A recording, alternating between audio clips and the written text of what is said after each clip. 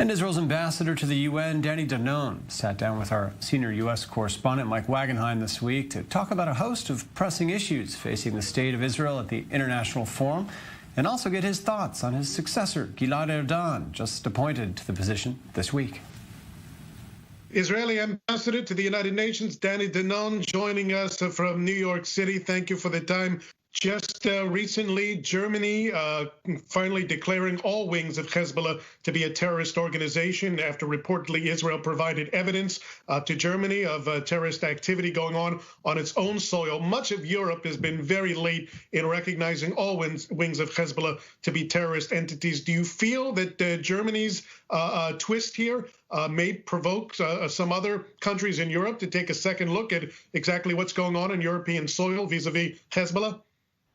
We think it's a very important step by Germany. They declared all parts of Hezbollah as a terrorist organization, not only the political wing or the military wing. That was a very, very important thing, and we thank them for that. And we call other European countries to follow Germany. The money is coming from Iran. It goes through Hezbollah, and it's posing a threat not only to us Israelis, but also to the Europeans, because they export terrorism to the region, Lebanon, Syria, Yemen, the Gaza Strip, Judea and Samaria, but also to the Europe, and that's why the Europeans should be worried about it. Are you getting any signals from the diplomatic community that others are A, frustrated with the lack of Bashar al-Assad to really put things together in Syria, and B, should there be concern on the part of Israel that if in fact Russia decides one day not to back Assad anymore, that all heck could break loose on Israel's border once again?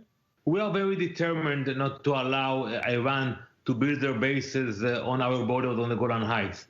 We look what happened in Lebanon. We don't want to repeat the same mistakes we did in Lebanon. So we are very determined. We push back, and whenever we know about a shipment, we take action. And that will be our policy also in the future. Regarding Assad, we send a very clear message. We don't care about your inner politics and about your interest.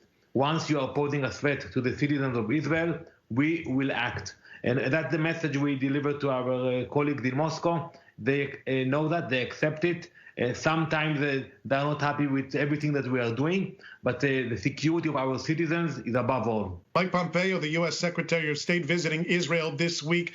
A lot of times when the Secretary of State makes a trip to Israel, it relates to security concerns. So the agenda isn't clear for Secretary Pompeo.